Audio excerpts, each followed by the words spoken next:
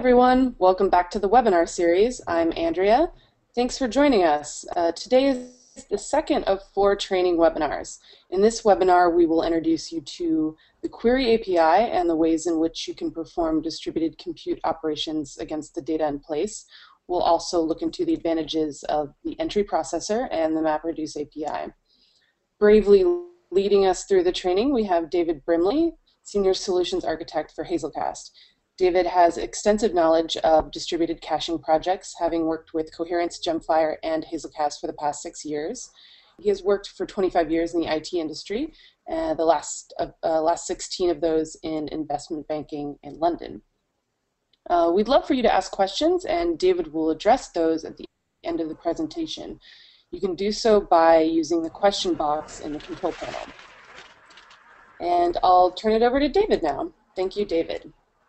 Thank you, Andrea. Hello everyone. My name's David Brimley, as Andrea said. I'm going to be talking today about querying and distributed compute in Hazelcast. So I've got this slide we can go through. That's me again already, David Brimley. So before we begin, if you want to get the most out of these webinars, I would strongly suggest that you download our hazelcast-code-samples from GitHub. All of the webinars over the next 4 weeks will be based on these Hazelcast code samples. So, as I said, there's an awful lot of information we're going to be packing into these webinars. They're effectively a compressed version of our training, very, very compressed version of our training. So, if you do want actual training, we do provide that. So you can ask us about training on site at your place of work. And also we do advanced half-day training courses as well. We'll be taking those in London and potentially in other places around the world through 2014 and into early 2015. So today's agenda, we're talking about querying and we're talking about distributed compute. So the 2 ways you can query data in distributed maps within Hazelcast is with predicates and SQL-like strings, and we'll look at those too, and we'll go through some code examples on how you can do that and how you can get the best performance out of querying. And then in the second portion, we'll look at distributed compute. So the two elements we'll look at distributed compute today are distributed executors and entry processors. The actual, I think I heard at the beginning there, we spoke about MapReduce. That's actually MapReduce is actually going to be in our advanced course. So today it's just distributed executors and entry processors. So let's begin. Let's begin with querying. So querying in Hazelcast, we provide querying against maps using a predicate API. So what you effectively do is you build up a series of predicates. So if you've ever used predicates in Apache or Guava, you'd have come across how predicates work and the rationale behind them. You create predicates, you can chain predicates together, and then you'll see here you can pass them to the IMAP interface, which is a representation of your distributed map, and this predicate is applied to the distributed map, and you'll see here that you can get your result sets back from that query.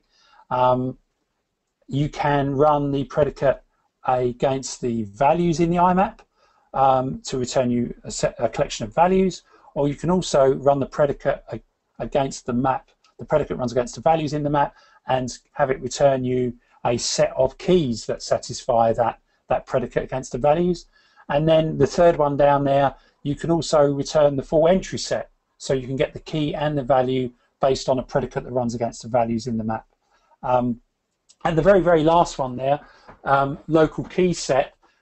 This is handy in a distributed compute environment where you might run a predicate inside a distributed executor. This is where the predicate is actually run against a distributed map, but it's run against the JVM that you're executing the predicate against. So if you have an executor that's running on a particular JVM in your cluster, this IMAP local key set predicate will return you all of the keys that satisfy that predicate on that cluster node only. So again, that's handy for distributed compute, and we'll be talking about distributed compute and distributed executors later on in the seminar.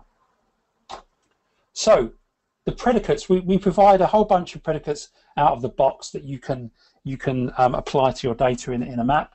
So here's all the standard ones. You can see you have equals, greater than, betweens. You can do regex predicates. There's ins, is nots, and less thans and less than equals. So the standard set of likely suspects for predicates we provide you out of the box. Here's an example of actually querying with a predicate. So at the top of the line, the top of this code example, you can see we're creating a Hazelcast instance. We're then getting a reference to an IMAP called employee, and then we're using this predicate builder, which actually then we're building up a predicate, and we're saying, is this object is active, okay? And then we're chaining it with an AND predicate, and we're saying, is the age less than 30? So it's a very easy to read way of doing queries with the predicate builder and predicates. And then you get a predicate return from that predicate builder, and then you can see we pass the predicate into map values, and what that will return us back with is a result set, a set of employees that match that predicate where they're active and their age is less than 30. And this is actually a Boolean value predicate that you can return. So active in this instance on this employee object is actually a Boolean.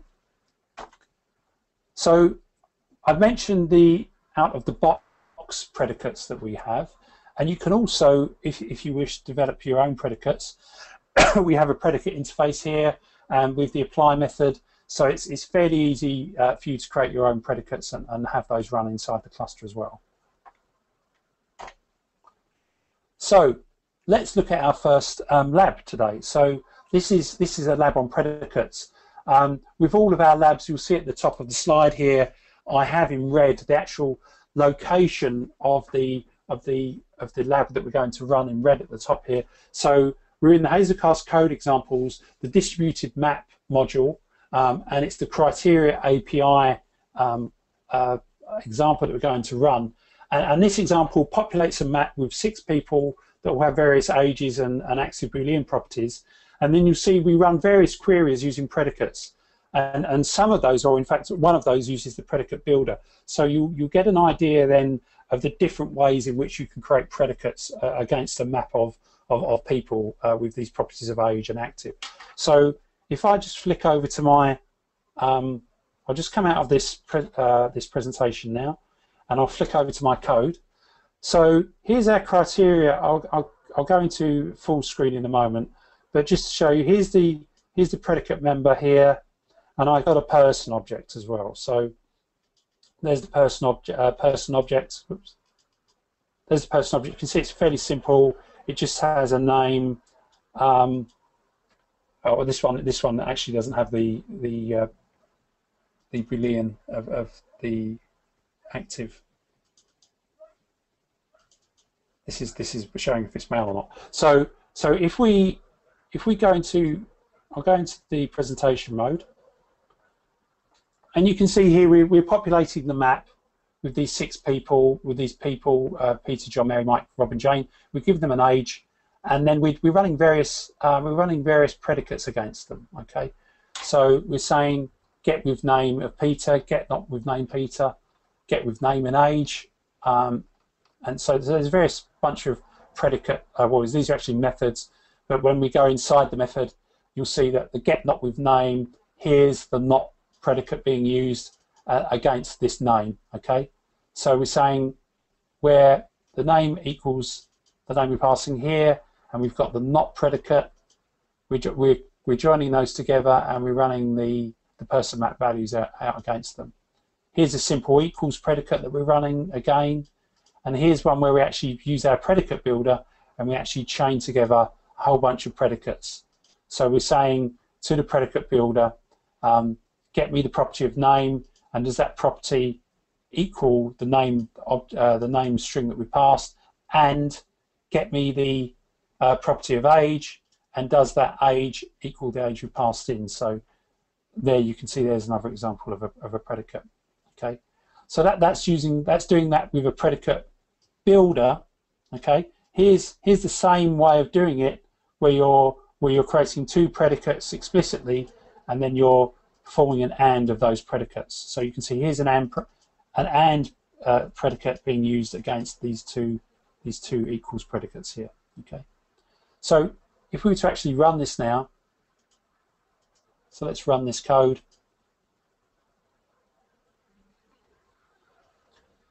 And you see it creates a Hazelcast cluster member, and here's all of our output where it's returned us the various objects. Okay, so here's the query where we said I want to get all of the objects that don't have a name of Peter.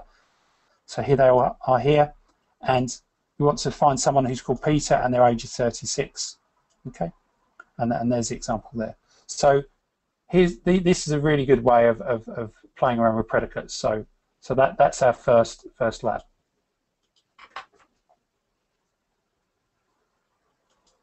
So moving along, you can also query out data with a SQL-like query. Okay, and the way we do that is with a SQL predicate class. The SQL predicate just can run on the values.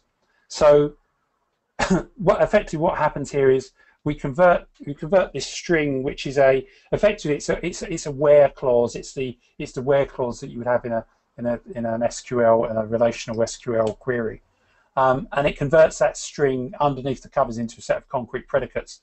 So what we have here in this example, you can see here we're creating another new Hazelcast instance.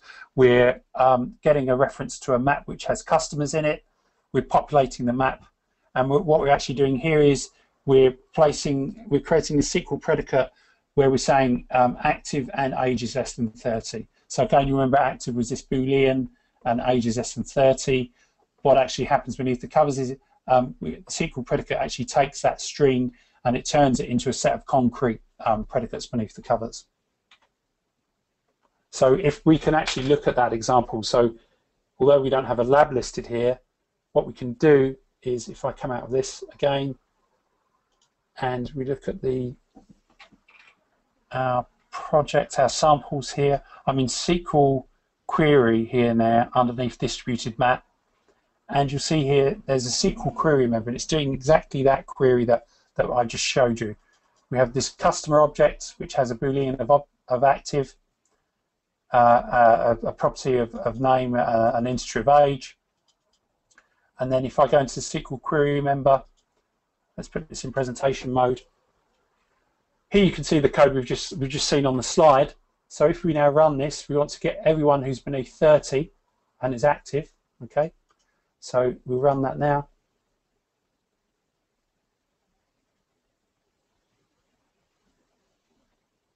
And it's creating a cluster. Actually, let's just kill this guy. I had another one running, so to make sure we do this nice and cleanly, I'll just run it by itself. So here you go, it's going to create a cluster for me, and there's the output from that query. You can see it's correctly selected Roger's age of 20. Okay, we wanted to get the employee that was age less than 30 and was active, and that's Roger there. Okay, so there's an example of using this SQL predicate string-based way of doing selections on a map. We'll just move back over to the slides.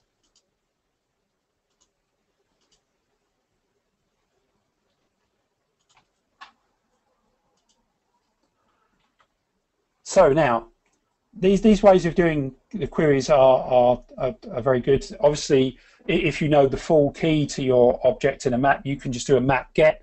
But this querying that I've demonstrated to you is a way of returning data if you only know a few properties of the object. Okay, so obviously use a key. If you know the entire key, you do map gets with the key. But if you want to select data out of the cluster on some properties, then that's where you'd use the queries. Now, that's great, and the queries that we've been running against have been very, very small data sets. Now, obviously, if you run that query against a map that has 1 million entries or 10 million entries, without any kind of indexing, that's going to be basically going to be doing a full scan of every single entry in the map. So this is where indexes come along, and it's exactly the same principle as indexes in a database. You provide indexes against various properties in your map, on the values in your map, to provide you with a quicker lookup when you have a large data set to scan. Okay, so you prevent full map scans with your indexes. Indexes can be ordered or unordered, and indexes are very, very easy to create.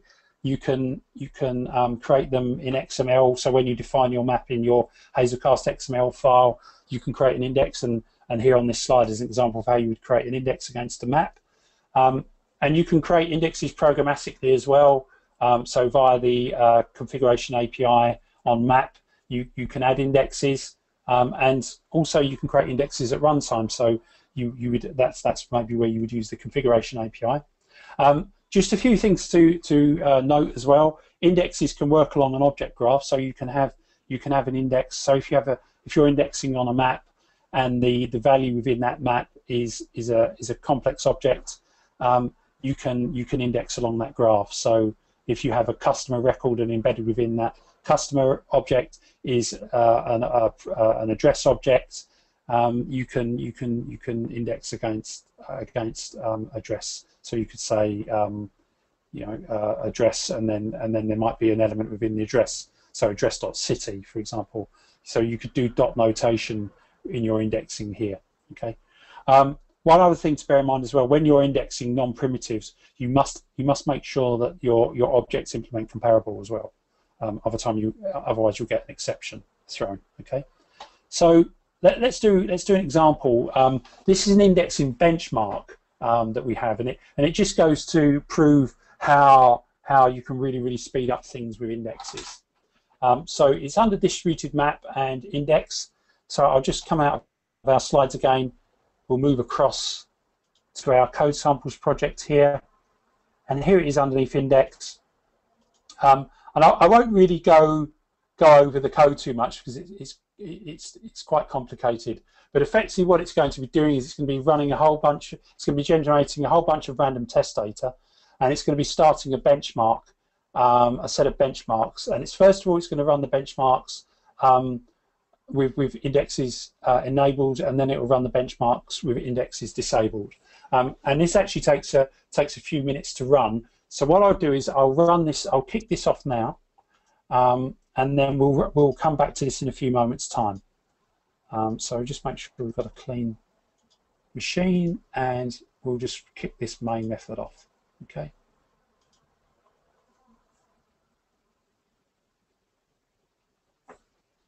So off we go, and you can see it's going to populate this this map with some random values. And it's going to put the people into the map. So here you can say it's index enabled and it's true. Okay, so it's just generating the test data, and it starts with the benchmark. So let's come back to that in a moment.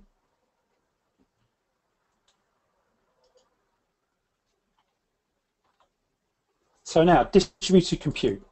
Okay, so this is distributed compute is a way of running your code out in the cluster. Okay, so previously, before any of these distributed compute structures came along, and you just had a distributed cache, what you would generally do is you would have a client that would connect into the cache, and if you wanted to manipulate lots of different maps inside one operation, what you would generally do is you would be sitting inside your client with your connection into your cluster, and you'd be doing lots and lots of different map gets across various different maps. You would get all of your information back across the network to your client.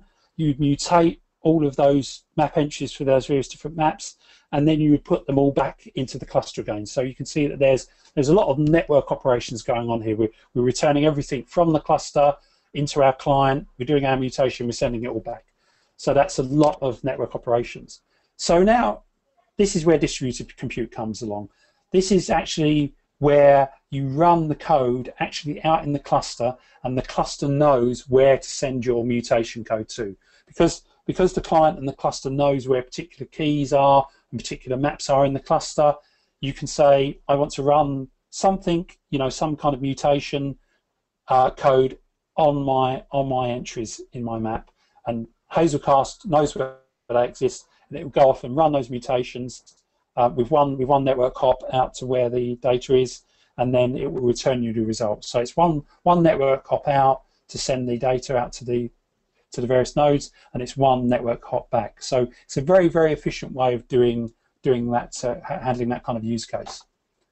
So the first way you can do that is via our distributed executor. Okay, so distributed executor, if you're familiar with the Java util concurrent executor service and the way that works with runnables and callables and the thread pools and the futures that it returns, that's pretty much our distributed executor service in a nutshell.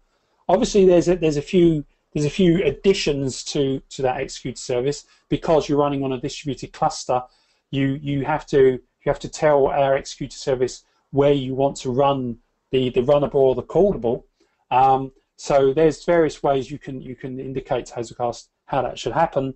So there's targetable execution. You can run a runnable or callable on all of the members in the cluster. You can run them on one particular member.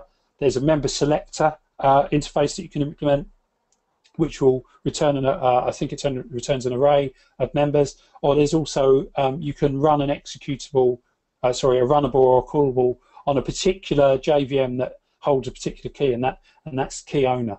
Okay, and because the executor returns a future, you can decide whether you want to block the rest of your execution on that submission thread, or whether you want to make it asynchronous, because you can have that future wait somewhere else. Okay, and we also have this thing called an execution callback, which is a way of handling all of those futures, and you can just implement some code inside a method called onResponse.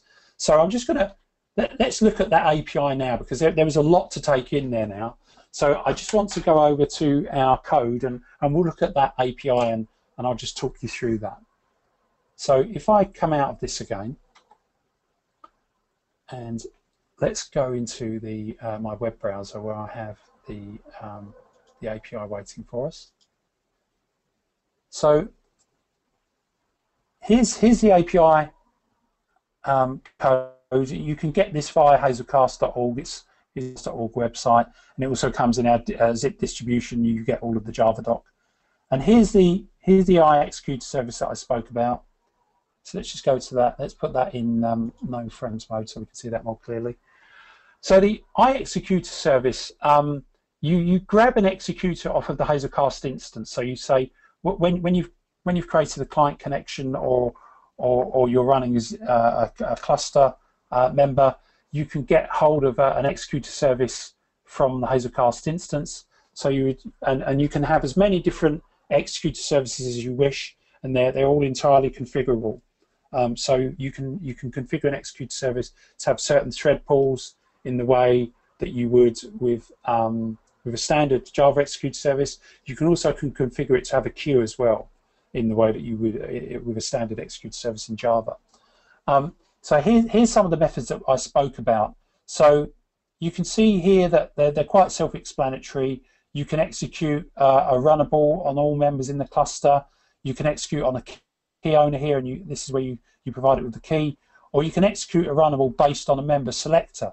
So a member selector is quite an interesting interface that you could use and implement yourself if you wanted to have some kind of logic around particular nodes in the cluster that you want to run certain commands on. So you might have this idea that you have certain JVMs in your cluster that you want to dedicate to distributed execution, and other nodes in your cluster that you want to distribute to other concerns. So it's a nice way of handling that. So if we look at the member selector, you see it's a fairly simple interface. You just implement this select method.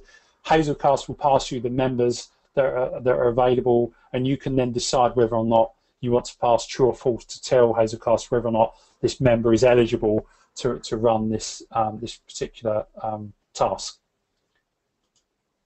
and then going down, let's just talk about the execution callback classes that I mentioned. So as I said, you'll see that a lot of these return maps of futures. So the maps are members.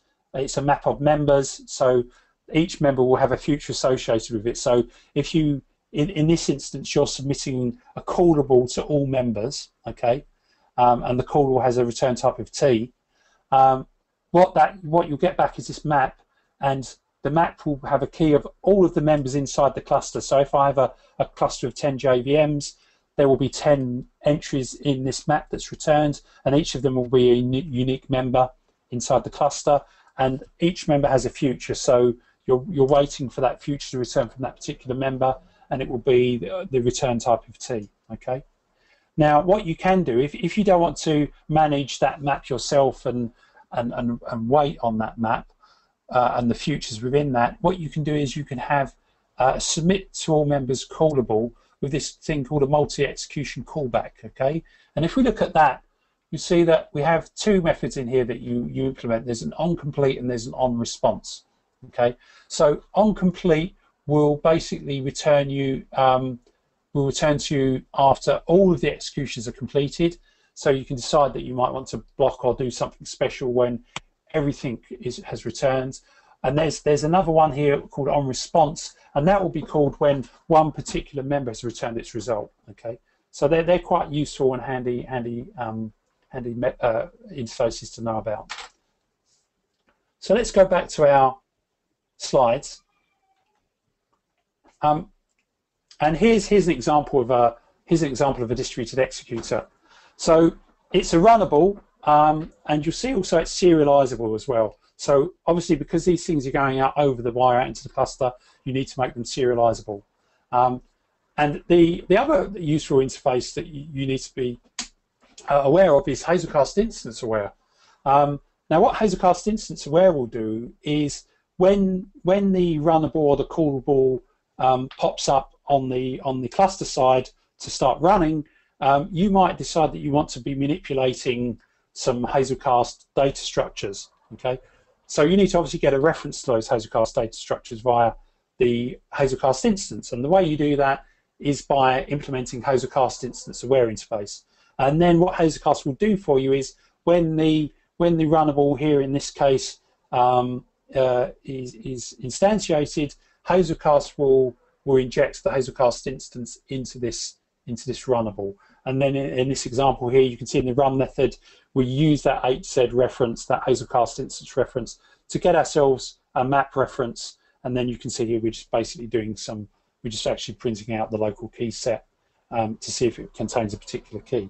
And that goes back to my earlier, where I made the point earlier at the start of the seminar about, because you're doing this distributed compute and you're running on one particular JVM, it makes sense that you'd only be interested in the keys that exist on that JVM.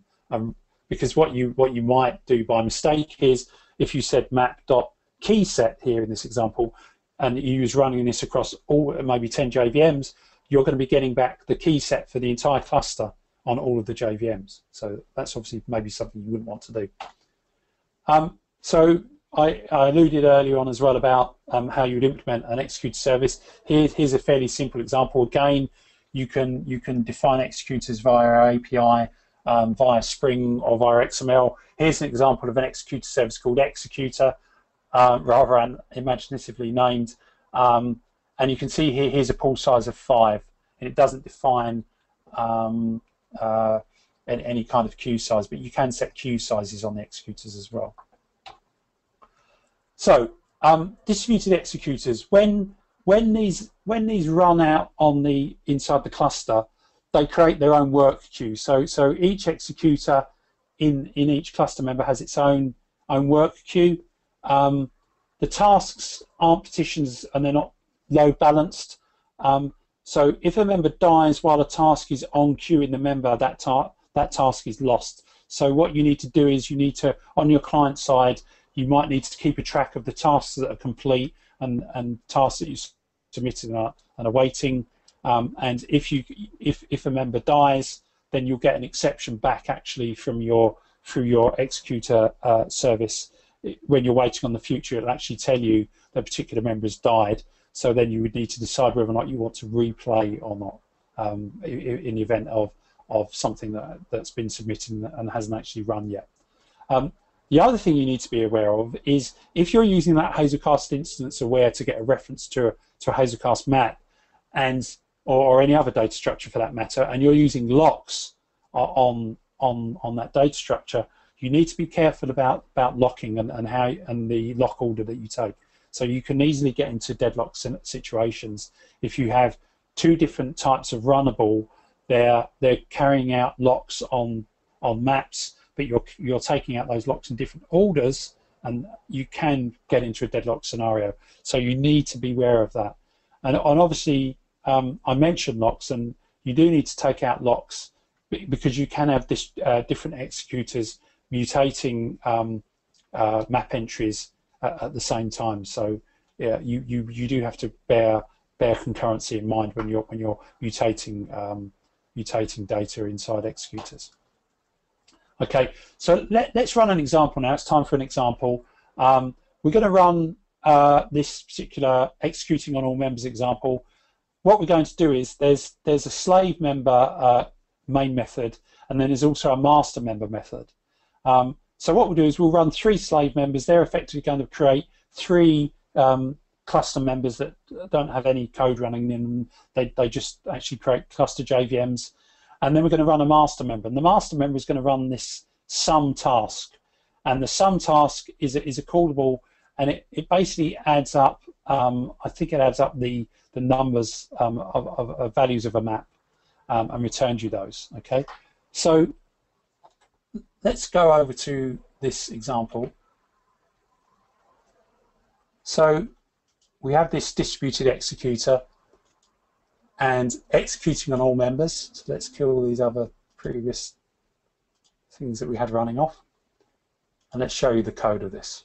So slave member, as I said, there's nothing in slave member. It just creates a cluster member with new hazelcast instance, and then we have this sum task. So let me go into presentation mode for the sum task. So you can see here sum task. It's a callable that returns an integer. It's serializable and it's hazelcast instance aware. So when hazelcast runs it out in the cluster nodes, it will inject it with a hazelcast instance. We get the map called map, and what we do is we go through the local key set. Each one of those, we'll get the value. Okay, we'll get the value and we'll add it to a result, and then we'll return the local result. Okay, and if we look at what that looks like in the master member is, again, it's joining the hazelcast cluster. So we're going to run 3 slave members, those empty cluster nodes, and then we're going to run this master member. So we'll have four cluster nodes. But what the master member is going to be doing is it's going to be populating this map called map. Okay, and it's going to be running. It's going to be creating 5 entries in the map. It's going to create a random UID as the key, but more importantly, it's going to be creating these values inside the map, and each value is 1.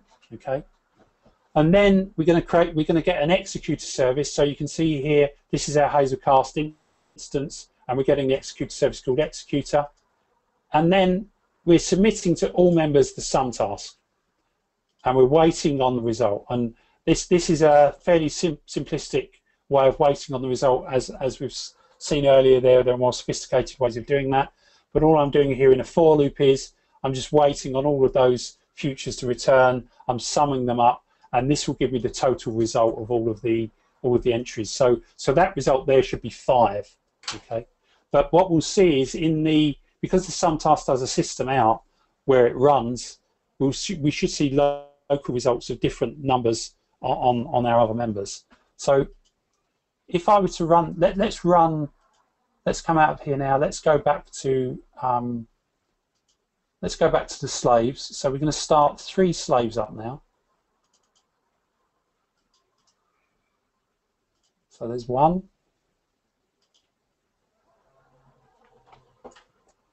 And we'll start 2 more.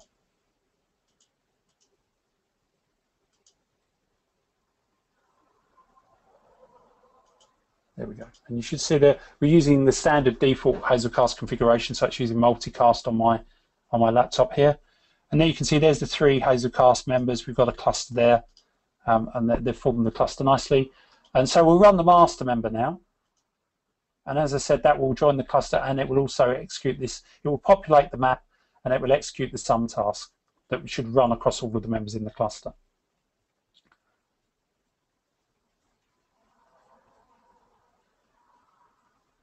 So there's it joined. It's joined the cluster, and it's actually, we've got a local result of 2 here, and the total result coming back is 5.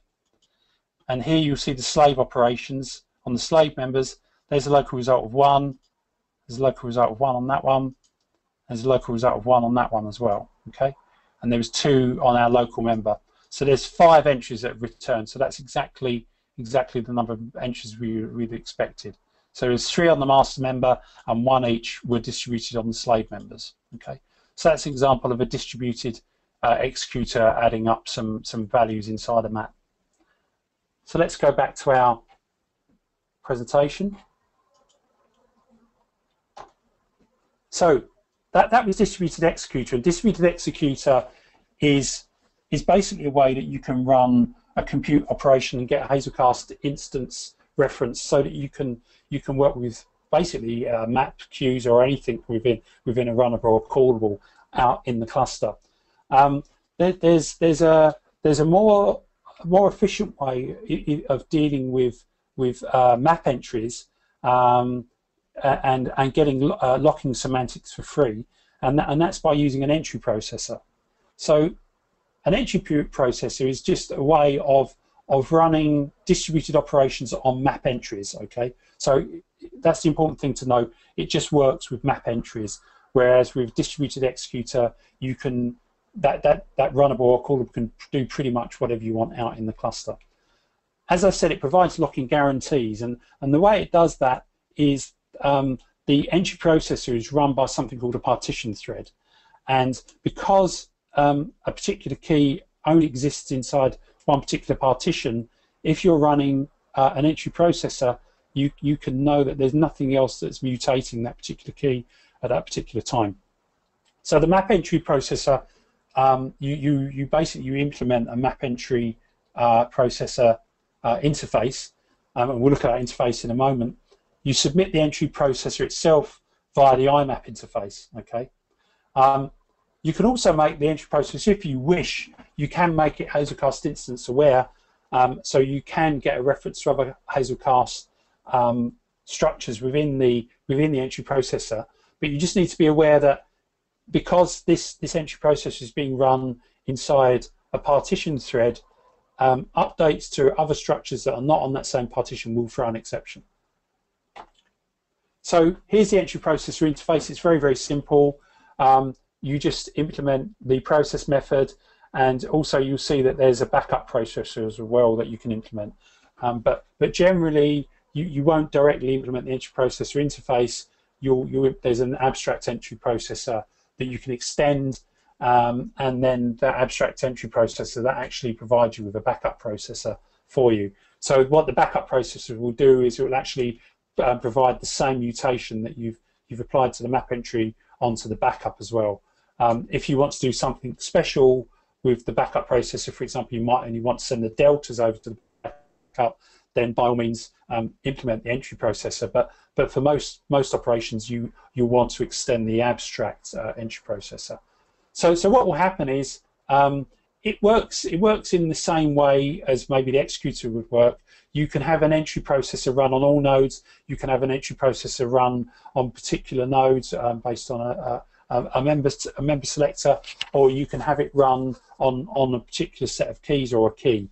And then Hazelcast will then run your entry processor in situ on those cluster JVMs, and what it will do is one by one it will call the process method, passing you a map entry. Okay, so you'll get one map entry at a time. You'll process it. You can mutate the map entry with the reference you're passed. So you can mutate the value, and also you notice you can return on objects out of the process method. So this object can be entirely separate to the mutation that you're doing on the entry. It could be some kind of result that you pass back up to the caller. So let's just take a brief look at the API. We'll look at the IMAP API. I'll just come out of this and we'll go over to IMAP.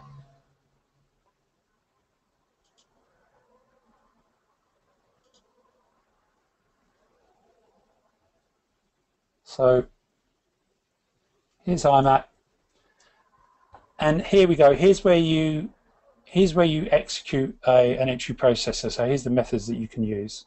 Okay, so you can see you can execute on entries. So this one runs the entry processor against all entries in the map. You can apply an entry processor based on a predicate. So that can be quite useful. You can say you want the entry processor to only run out on members or actually on records that satisfy this particular predicate. You can run a predicate on a key, or you can also run it on a map of keys as well. Okay, so they're the ways that you actually run an entry processor out in the cluster, and it runs via the IMAP interface. So let's go back into our presentation. So here's where I mentioned about the abstract entry processor. And as I said, you can implement an entry processor if you wish to provide your own backup behavior. One thing to bear in mind about the entry processor, as I said, it runs on a partition thread, okay? But the partition thread as well is responsible for other tasks. So the partition thread is responsible for doing other operations like puts and gets. So we don't want to hog the partition thread, and we want to make sure that we yield, if we're doing a particularly large operation on a large set of data, so the entry processor is rolling through a large amount of records, we don't want to have that being a run-running operation because that's obviously going to hold us up with puts and gets. So the way that we do that is by we yield the entry processor off to other operations every so often. The way you configure that is via these two properties here. There's the entry processor batch max size and the entry processor max time millis. Okay, and the default sets 10,000 entries in the batch, or a maximum of 2 seconds. So you can configure those, and you can interrupt the entry processor operation. So that's something as well worth bearing in mind. Is if you do have particularly long operations, you want to consider if you want to yield to puts and gets that might be running as well. So let's run our entry processor example. Let's go to this. This is distributed map entry processor. So I'll come out of the presentation, and we'll go into distributed map, and here's entry processor. I'm going to kill all these slave members that we had running previously. I really hope, actually, I was going to show you the indexing example, and I think I might have killed that. So I'll run that in a moment and come back to that indexing example for you. So distributed map entry processor. What we have here is an employee object, and you can see this employee has a salary, and there's also a method on here called inc salary, and it can increase. Well, it's not necessarily increase because it's a delta. So, but you can apply mutation to the salary in any case. So with an entry processor, you can see we're creating 3 employees, and they all have a starting salary of 1,000, and then we're going to execute on all of the entries our new employee raise processor. Okay, and here's our new employee raise processor. It extends abstract entry processor, so we don't have to handle the backup implementation. All we have to handle is the process. You can see here it's getting the value that we're passed. It's going to increase that value, and it's going to set that value back, and that will update the value in the map. And you can see we're returning null here, but this could be some kind of result object if we want to return some kind of result object back up here to the caller if we wanted to. So that's how you would do that with an entry processor. If you look at how this naive implementation, this is how you would do it if you were doing, as I said, all of those map gets and puts. If you was in a client and you was getting the objects back and increasing them, placing them back in the cluster. So here's a naive implementation that you might have done had you not had an entry processor. You can see here we're getting the employee back, we're increasing the salary, and then replacing the employee back into the map.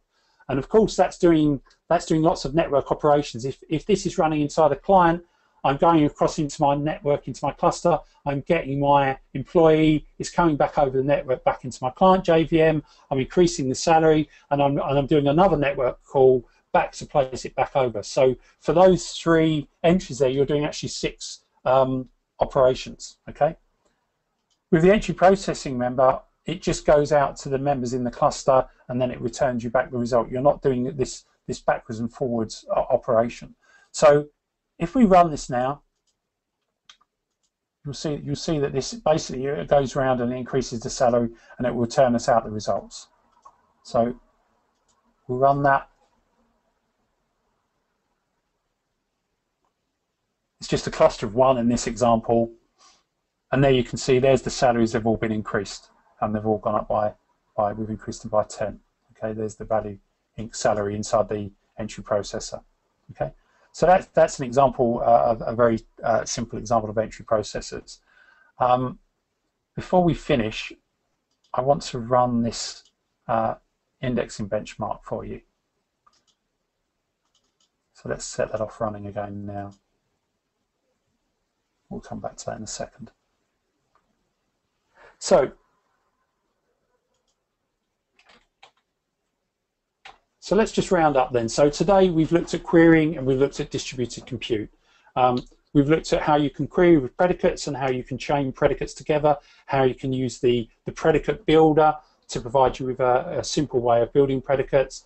We've also looked at how you can query with strings, so SQL-like where strings that you can query out data.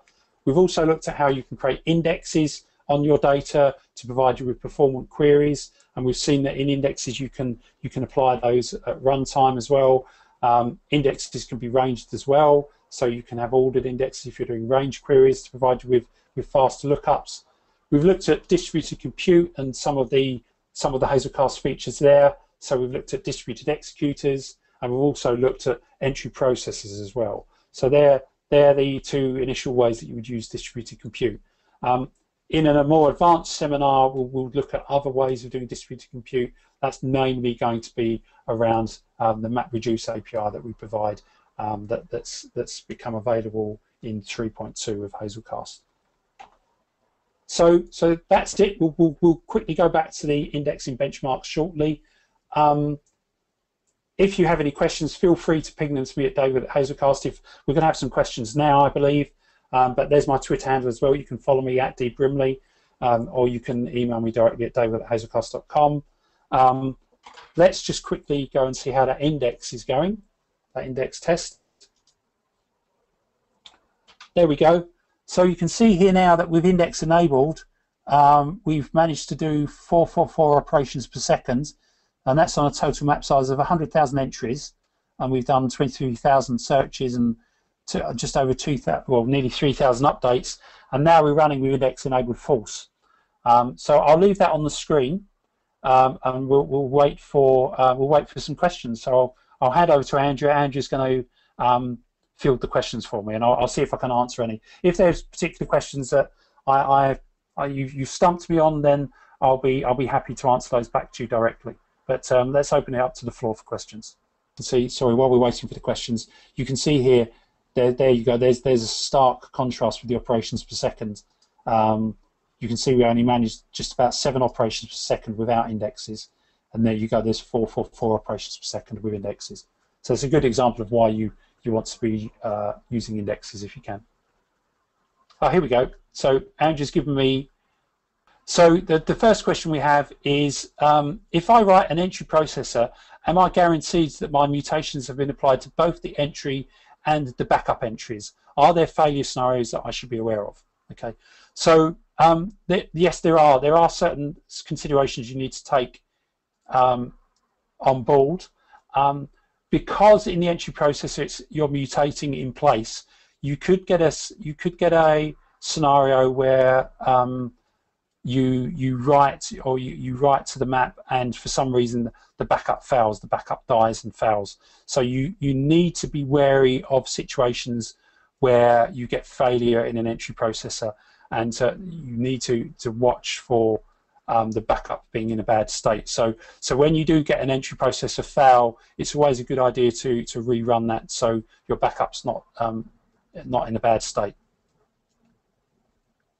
Okay, we have another one. Would you submit queries to run in a distributed executor? So yes, you can do that.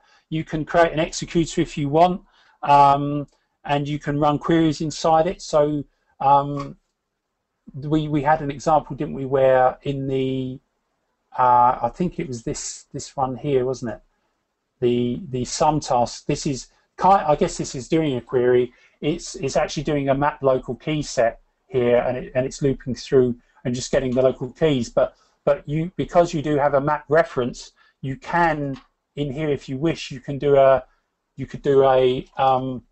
for example, you could do a values, right, and you could pass a predicate to it. So that's maybe something you wouldn't do actually.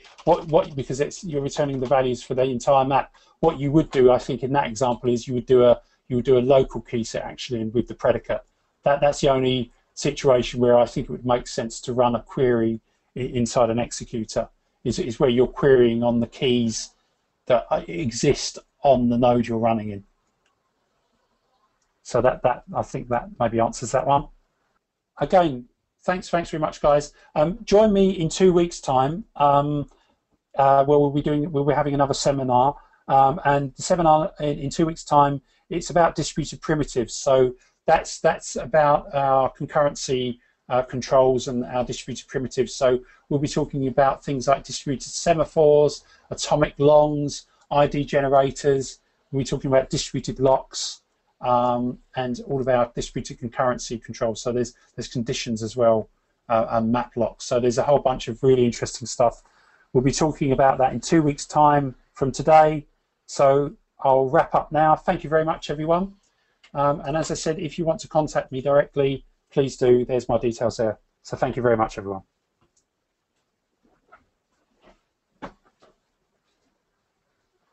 Thanks again, David. And as always, we'll be putting today's recorded webinar on the website with David's slides and the code samples. Thanks so much.